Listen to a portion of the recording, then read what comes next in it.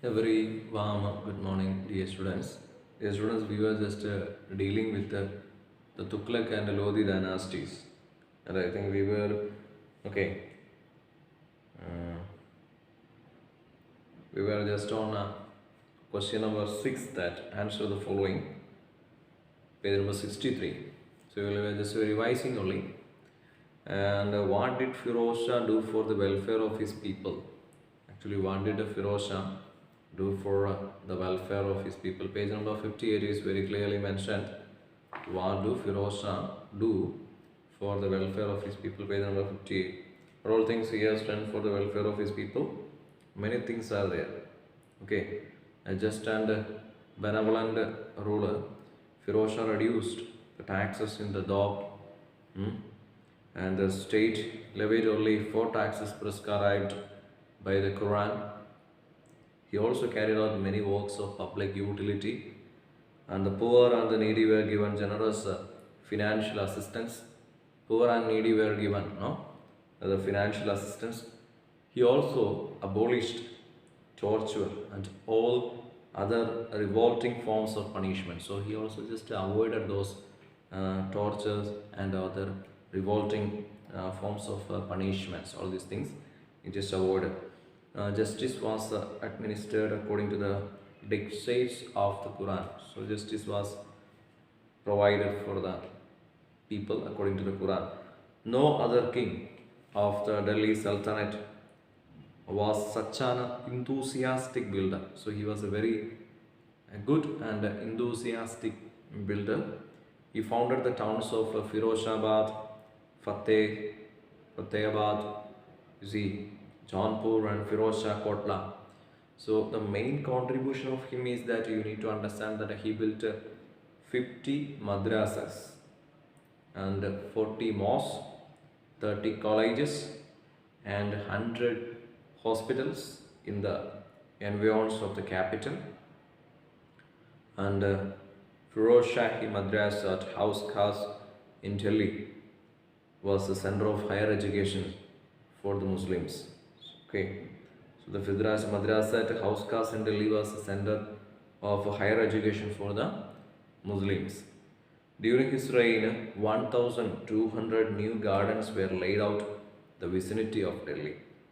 So, and also lastly we can see, okay, so 1,200, you see 1,200 new gardens that is also laid in the vicinity of Delhi. That is actually made in the vicinity of Delhi only. Okay, so I think that is clear for you. Now fill in the blanks, all these things we had seen. No? Now seventh question is, do you think Muhammad bin Tughlaq was ahead of his times? Absolutely right. No, many examples are explained. That is very true. He was ahead of his time because you can see what all things he has done. He made a lot of things. The taxation in Dover. What was it? Taxation of Dover. That what is that? In order to introduce new crops, what he did? And cultivate barren lands. Muhammad raised the tax in the Dover. He are just actually just asking from the farmers this lot of money, the taxes. So they were finding it very difficult to pay those taxes. Absolutely, they were just finding it very difficult to pay those taxes. So you see that. Unfortunately, what happened? A severe famine. That happened. A very big or a severe famine took place, and actually, a severe famine broke out there. So then, broke out in the Doab during that time, and the peasants, what they did, and the peasants suffered terribly misery at the hands of the officials. So they had to, the people, the common people, actually the peasants, they were suffering. And also, that was a false movement he had done. And secondly, transfer of a capital from Delhi to Daulatabad or Devagiri. So there are so many people. Okay, so he was just foreseeing the Mongol attacks, and in order to defend those Mongols attack, he was just finding a solution that if you are just shifting his capital from Delhi to Devagiri or Daulatabad, so it will be a good thing, and people can all can move, okay, and all can save their lives. That was a finding of okay, what was we can say, yeah, Muhammad bin Tughlaq's finding, and while it was not practical at all, because there were so many old people they had to travel, and sick people they were, and so in between they had to suffer on the way. The people had to suffer a lot, so it was a very false movement from the part of Muhammad bin Tughlaq. So right, because see he had a lot of ideas, but to put it into practice was very difficult. It was not practical. Ideas were not at all practical, and the practicality of these ideas were very less. So that is what you need to understand here. Next we can see about something about the next one was the token currency. That was also a kind of blunder he had done. What was it? So he was introducing a token currency. You see that one of the most daring and original schemes to overcome the shortage of silver, and so he introduced the token currency. So you know that finally what happened? This token currency was not accepted. The people were finding it difficult. It was not accepted in the other places. So then what happened? Finally, the Sultan decided to withdraw the currency. Okay, so that is also very big loss. He had already printed and published those currency, and to withdraw or remove that project, that was not at all a correct thing which he had done. You can see the Sultan did not make the minting of the new coins, monography of the crown. Every household turned into a mint. Gold and silver coins disappeared. Gold and silver coin disappeared from the circulation, and trade suffered. So you know that trade. See, this token currency was not accepted by other people. So trade was not moving smoothly. There was a lot of problems with regard to the trade. So trade was suffering a lot because of this problem. Okay, so then he had to just had to be away from those policy, the token currency. That was a very big blunder Muhammad bin Tughlaq had done in his life. And then next one is the plan of conquest. What do you know about the plan of conquest of Muhammad bin Moshe? Okay, Muhammad bin Tughlaq also formed the grand plans to conquer China and Persia. He had a grand plan to even conquer China and Persia, and the expeditions failed as he lost thousands of soldiers and a lot of money. So he had lost a lot of soldiers, and these expeditions were a utter failure because of and he was losing thousands of soldiers, and he also lost a lot of money also he lost. And in 1328th century, the Mongols conducted a number of raids and reached the outskirts of Delhi, causing insecurity to the empire. And in this time, Ibn Battuta served as a judge in the Muhammad bin Tughlaq's courts. So these were the problems actually created by Muhammad bin Tughlaq. He had a lot of ideas, but those ideas were not up to the level of practicality.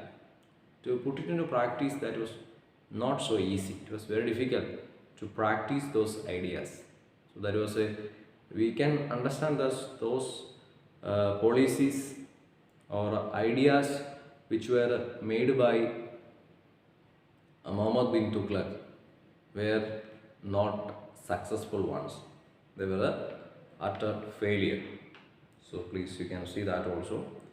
Now we can just see next question, that is,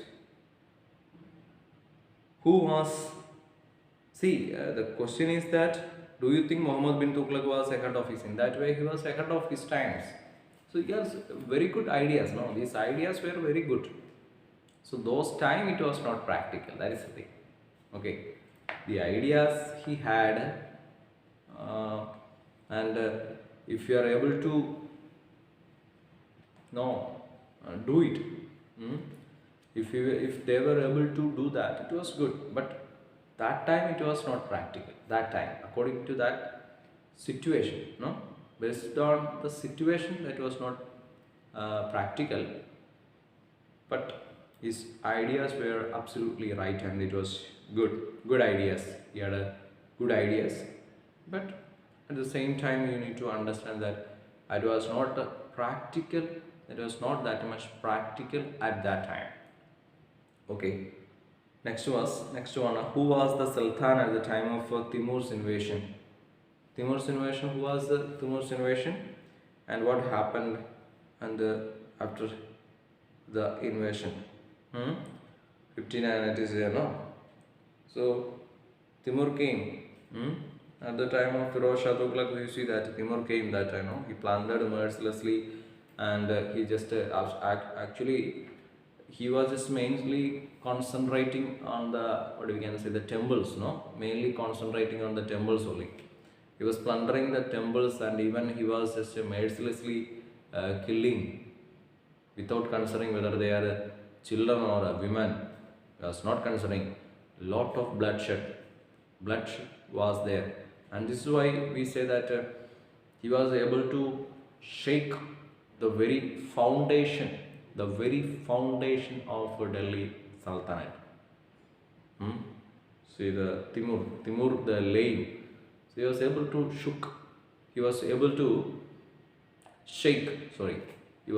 shake the very foundation of the Delhi Sultanate. That was correct. Okay. So you see that is what you see, that Delhi lay in the throes of famine or for months, and not a bird was seen moving. That was a very pathetic situation existing at that time. Not a single bird was moving. So it was in utter poverty, famine. So that situation in Delhi was very horrible, very pathetic at that time. So after the invasion of Timur. Okay.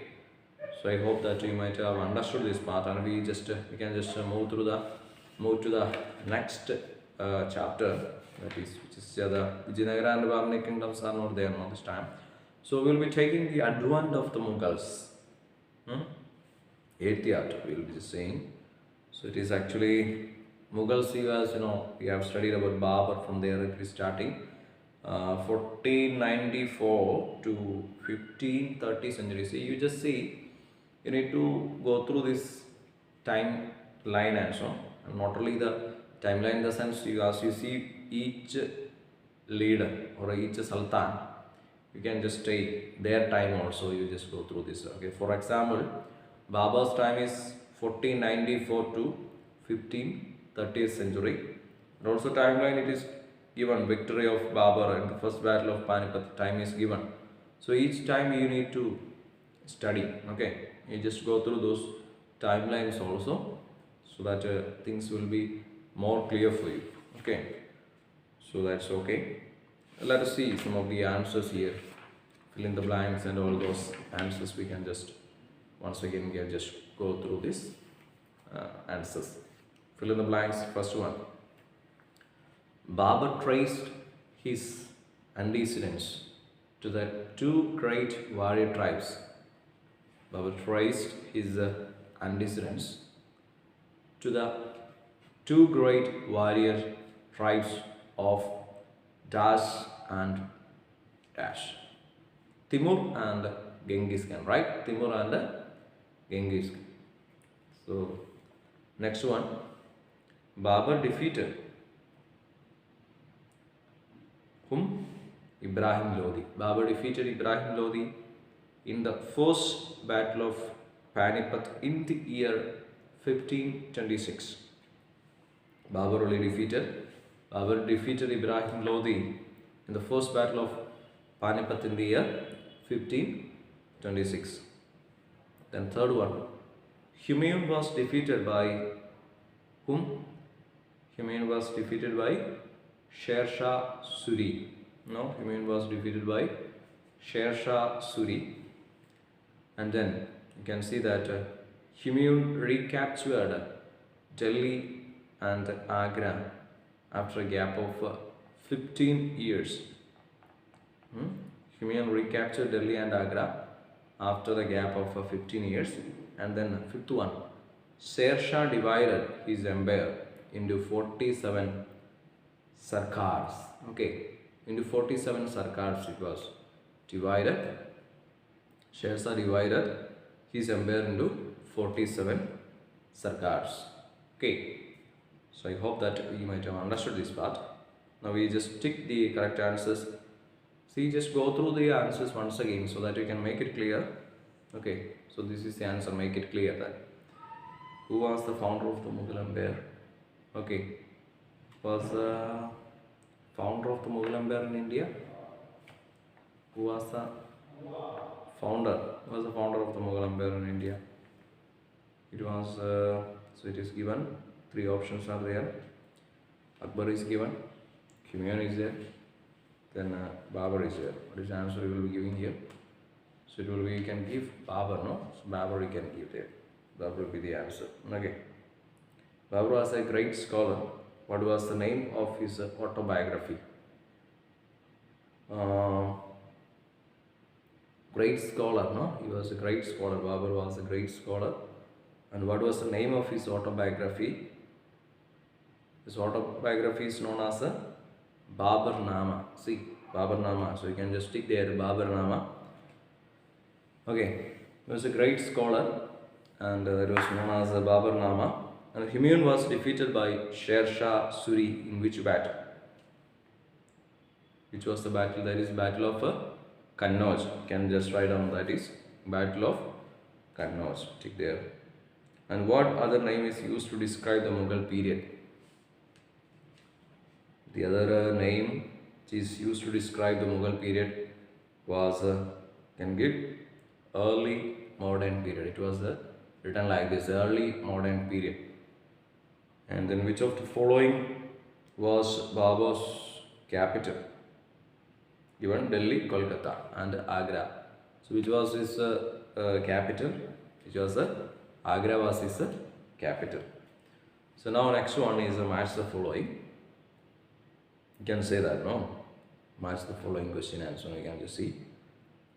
Sher Shah. Sher Shah, what will be the answer for Sher Shah?